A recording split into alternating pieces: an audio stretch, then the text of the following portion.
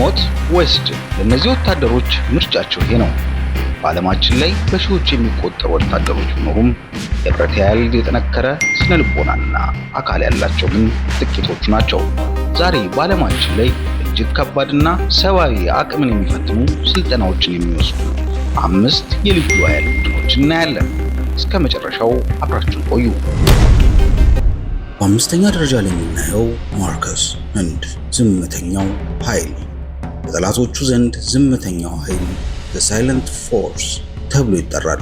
ምክንያቱም መምጣታቸውም ሆነ መሄዳቸውን ማንም አያውቅም። ነገር ግን ይህን ስም ለማግኘት የሚከፍሉት ዋጋ እጅግ አስደንጋጭ ነው። የሲኦል ሳምንት የማርከስ ስልጠና የሚጀምረው በዓለም ላይ ካሉ ወታደሮች ፈተናዎች ሁሉ እጅግ አስከፊ የሆነውን ሄል ዊክ ወይም የሲኦል ሳምንት ነው። ሰልጣኞቹ ለ5 ተከታታይ ቀናት ለ20 ሰዓታት ያህል እጅግ ከባድ የአካል ብቃት ስራዎችን ይሰራሉ። በቀን ውስጥ የሚያገኙት የእንቅልፍ ጊዜ ከ2 ሰዓት አይበልጥም። በዚህ ሳምንት ውስጥ ሰልጣኞች እስከ ጭናቸው በሚደርስ ወፍራም ጭቃ ውስጥ 20 ኪሎ ሜትር እንዲሮጡ ይገደዳሉ። ይህ አልበቃ ብሎ ስልጠናውን የሚያጠናቅቁ ላይቭ ፋየር ትሬኒንግ በሚባል ፈተና ነው። ይህ ማለት ወታደሩ ከጓደኛው አጠገብ ቆሞ እውነተኛ ጥይት በሴንቲሜትሮች ርቀት ሲተኮስበት የመረጋጋት ብቃቱን የሚያሳይበት ፈተና ነው። ታዲያ ከሚጀምሩት 100 ሰልጣኞች ውስጥ 90ው አልቻለም ብለው ተስፋ ቆርጠው ይወጣሉ። መጨረሻ ላይ የሚቀሩት ጥቂት ወታደሮች ግን ሰው ሳይሆኑ የብረት ማሽኖች ሆነው ይወጣሉ። ታዲያ ማርከስ በሽብርተኝነትና የባህር ላይ ወንበዴዎች ላይ የሚያሳዩት ርኅራኄ የለሽ እርምጃ መሰረቱ ይሄ የሲኦል ሳምንት ነው። በአራተኛ ደረጃ ላይ የምንመለከተው ኤስኤስጂ ፓኪስታን ጥቁር ሸመላዎች። የደቡብ እስያውን አስፈሪ ኃይል የፓኪስታኑን ኤስኤስጂ ወይም ስፔሻል ሰርቪስ ግሩፕ ነው። በጦርነት ሜዳ ላይ ባላቸው ቅልጥፍናና ፍጥነት ምክንያት ብላክ ስትራክስ የሚል ቅጽል ስም ተሰጥቷቸዋል። የእነሱ ስልጠና የሰው ልጅ አጥንትና ጡንቻ እስከሚላላት ድረስ የሚፈትን ነው። ኤስኤስጂ ስልጠና የአካል ብቃት መጨረሻ ነው። ሰልጣኞቹ 25 ኪሎ ግራም የሚመዝን ሙሉ የጦር ትጥቃቸውን ተሸክመው 8 ኪሎ ሜትር ርቀት በ20 ደቂቃ ውስጥ ብቻ እንዲሮጡ ይገደዳሉ። ይህ ፍጥነት ለአንድ ተራ ወታደር ቀርቶ ለታዋቂ አትሌቶች እንኳን እጅግ ከባድ ነው። ይህንን ስልጠና ከሌሎቹ ልዩ የሚያደርገው ግን ወታደሮቹ የሚፈተኑበት ቦታ ነው። ሰልጣኞቹ በሚያቃጥል የበረሃ ሙቀትና በሌላ በኩል ደግሞ በበረዶ በተሸፈኑ የሂማላያ ተራራዎች ላይ ያለምንም ምግብና ውሃ ለቀናቶች እንዲቆዩ ይደረጋሉ። እነዚህ ወታደሮች ተፈጥሮና ረሃብን ተላምደው እንዲኖሩ ይገደዳሉ። ውጤቱም እጅግ አስደንጋጭ ነው። ስልጠናውን ከሚጀምሩ 300 ብቁ ሰልጣኞች መካከል ጥቁሩን የኤስኤስጂ አርማ ያለውን ልብስ ለመልበስ የሚታደሉት 10 ያህሉ ብቻ ናቸው። ሶስተኛው አልፋ ግሩፕ ሩሲያ እውነተኛው የሲኦል ደጃፍ። ወደ ቀዝቃዛዋ ሩሲያ ስንሄድ በዓለም ላይ እጅግ ጨካኙ ርኅራኄ የሌለው ልዩ ኃይል ተብሎ የሚታሰበውን አልፋ ግሩፕ እናገኛለን።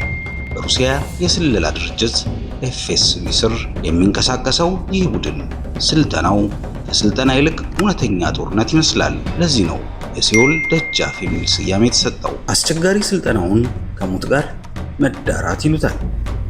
አልፋ ግሩፕ ስልጠና ወቅት ወታደሮች እውነተኛ ፈንጂዎች በሚፈነዱበትና የጥይት ዝናብ በሚዘንብበት ሜዳ ላይ እንዲሳቡ ይደረጋል። እዚህ ጋር ባዶ ጥይት የሚባል ነገር የለም። ስህተት ከሰሩ ቆስለው አይቀሩም። ጥይቱ ወይም ፈንጂው ወዲያውኑ ለህልፈት ይዳርጋቸዋል። ይህንንም የሚያደርጉት ወታደሮቹ ሙሉ ለሙሉ ከፍርሃት አእምሯቸውን ንጹህ እንዲያደርጉ ነው። ሌላኛው ስልጠናቸው ደግሞ በህመም ውስጥ የመጽናት ጥበብ ይሉታል። የዚህ ቡድን ሌላኛው አስደንጋጭ ክፍል የህመም ስልጠና ነው። ወታደሮቹ በስልጠና ላይ ያሉ ሲቆስሉ እንኳን ሕክምና እየተደረገላቸው ትዕዛዝን የመፈጸምና ጠላትን የመደምሰስ ልምምድ ያደርጋሉ። ለአልፋ ግሩፕ ወታደሮች ህመም የሚሰማቸው ስጋቸው ሲቆረጥ ሳይሆን ተልዕኳቸውን ሳያሳኩ ሲቀር ብቻ ነው። በሩሲያ ወታደራዊ ፍልስፍና ስልጠናው ከባድ ከሆነ ጦርነት ቀላል ይሆናል ተብሎ ይታመናል። ለአልፋ ግሩፕ አባላት ግን ስልጠናው ሆነ ጦርነቱ ልዩነት የላቸውም። እያንዳንዱ ቀን የህይወትና የሞት ትግል ነው። ሁለተኛ ደረጃ ኔቪል ሴል አሜሪካ የባህር የአየርና የየብስ አንበሶች። በሁለተኛ ደረጃ ላይ የምናገኘው ምናልባትም በዓለማችን ላይ በጣም ዝነኛው ልዩ ኃይል የሆነው አሜሪካው ኔቪል ሴልስ ነው። እነዚህ ወታደሮች በባህር በአየርና በየብስ ላይ ማንኛውንም ተልዕኮ ለመፈጸም የሰለጠኑ የጦር ማሽኖች ናቸው። ነገር ግን ወደዚህ ተዋጊ ቡድን ለመቀላቀል ሲኦልን አቋርጦ ማለፍ ይጠይቃል።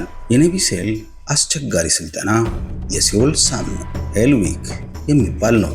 ሰልጣኞቹ ለ5 ተከታታይ ቀናት በድምሩ ከ4 ሰዓት ያልበለጠ እንቅልፍ እየተኙ በጫካ ውስጥ ይንከባለላሉ። ለሰዓታት በቀዝቃዛው የፓሲፊክ ውቅያኖስ ውስጥ እንዲቆዩ ይደረጋል። ይህ የሰውነት ሙቀታቸው እስከሚቀንስ ድረስ ይፈትናቸዋል። መኮንኖቹ በከፍተኛ ጩኸትና ስድብ አእምሯቸውን እንዲዝል ያደርጋሉ።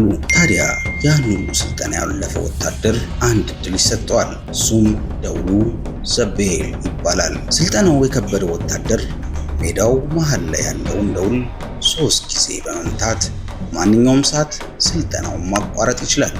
ይህ ስነ ልቦና ጫና ነው።